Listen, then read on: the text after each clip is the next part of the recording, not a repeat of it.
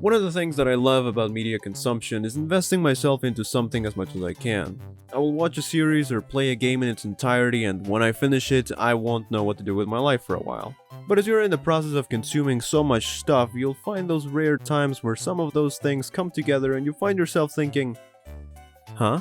Crossovers have been around for a long time. Lots and lots of properties have had it in some way across several different mediums, and I love seeing them. If you're a company and you put a known character in another franchise, you have nothing to worry about because I will look into it. It's cool to see, like, oh, I know this. For many, it's like a dream or a fantasy come true because those characters often mean something to them for multiple reasons, and the attachment they have to each one adds a lot to the whole experience. So much so that people frequently do crossovers on their own through fanfiction. Not that kind, I mean lots of fan art or simply creating stories in their own heads of their favorite characters interacting with each other. Even in real life, two artists collaborating in a new song or a creator making a cameo in another's channel are things that get people going. Because seeing someone we've connected with before on something else is usually a pleasant surprise. But how are they everywhere now? By nature, we're driven to the things we're familiar with. When you see an actor from a film you've seen before in a new project, or when you hear jingles you've been accustomed to hearing, your brain associates these things with, oh, I know this.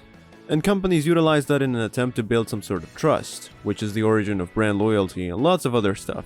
But we're talking about crossovers. So what I'm saying is that familiarity brings some sort of comfort upon consumption, and in entertainment is the reason why you get infinite sequels or spin-offs, remakes, and remasters. You're getting more of the same stuff you already know, so it's probably a safe purchase. But at the same time, we're constantly seeking out new experiences that can fill the void of the ones we have previously enjoyed. But having so many options can make it feel like a chore.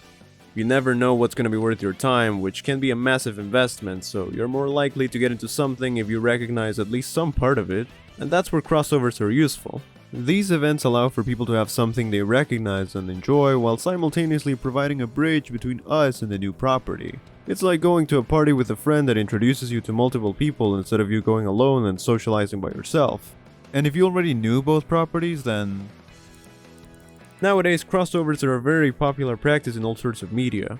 Sometimes it's used as a storytelling device, sometimes it's just little references or Easter eggs, and sometimes it just doesn't make any sense. It's been happening so often that it's gotten to the point of generating entire spin-offs or brand new IP surrounding them. One of the biggest examples of how popular they've gotten is the Marvel Cinematic Universe. It began in 2008, and I mean, you know the story. They became Marvel Studios and have billion-dollar franchises in their hands. But where did such a broad appeal come from? We had so many different superhero films by then, and while some of them weren't great, it was the average popcorn movie. The thing with comics is that, as a medium, they had something that was really cool about them, which was their interconnected universe. Like a big sitcom, with characters randomly coming and going like it was no big deal, but from different series and in many different stories. That kind of dynamic hadn't really been done before on film, at least on this scale. So every major role was casted perfectly, and as the project went on, people connected and bonded with these characters, which led them to bond with the actors behind them. And just seeing them on screen interacting every so often is what's so alluring about it. And if they manage to get your attention, they can start selling you more stuff. If you like this character that was on screen for 5 seconds, check out this next film, and check out this series, and this book, and these toys, and these games, and check out how all that ties into this. It's a pretty good business model. It seems like it's impossible to go wrong with a crossover. Come on. Warner Brothers saw what the MCU was doing and tried to do the same with their own characters, but they didn't. It's quite clear how badly the studio wanted to do the interconnected crossover thing. But without the crossover, rushing stories and characters just for the purpose of having one and capitalizing on the craze. And that's one of the main issues with crossovers. If you make it the only element of the story, or if you force it to happen between characters that people have no connection with, it can feel shallow. It is possible to make good products and have their main selling point be the crossover of characters, but there has to be something more to it. Or maybe I just don't get it. They don't even have to try to make too much sense with crossovers because they have a fantasy element to them, so they can get very wacky and nonsensical at points. In the game industry, they go ahead and embrace the absurdity of them, which is great, but also... why? You'll always find collaborations here and there, sometimes very minimal, just to rile people up or to add some more flavor to the game. But there are also entire titles that are built with massive levels of crossover in mind, like Jump Force, Project Cross Zone 2, Kingdom Hearts, and of course Super Smash Bros. Many of them are beloved IPs that contain beloved IPs. But then, just how deeply can you capitalize on the strong relationships that people have to these characters? I think crossovers being many times a source of profit is fine if it's done right, but not all of them can only be done just to sell alongside other properties. Come on. There have been many cases that highlight crossovers being used purely for commercial purposes as advertisements disguised as entertainment. Even the ones that are done right, like Smash has characters put in to promote other games, and the MCU has characters modified only to make more pieces of merchandising out of them. But what sets franchises like these apart from the rest is that on top of that, they make your investment worth it.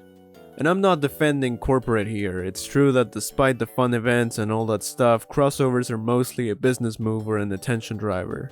But the main thing is that you can always tell when something is done just to take advantage of the connection and attachment people have to these characters, rather than deliver and make it a worthwhile experience. There are some teams that genuinely care about the characters they deal with and the bonds people have with them. Even outside of just crossovers, I think it's important that if you're gonna make a project, not everything should only be done just to make some sort of profit, and you should always put your heart into it. Gaining stuff should be a component of it rather than its whole basis. Try to look at the process of what you're doing and ask yourself what you want to achieve through it or the kind of impact you want it to have on others.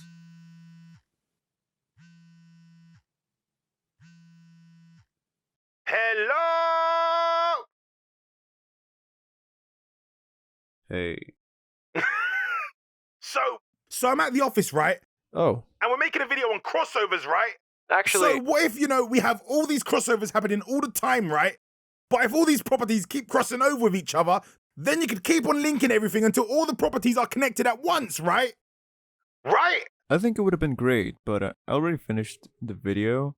Oh. Yeah. We were supposed to meet last week, but our schedules weren't, Yeah, I know. That's a pretty good idea, though. I think it would have been a fun concept that we Yeah. could have tackled, and,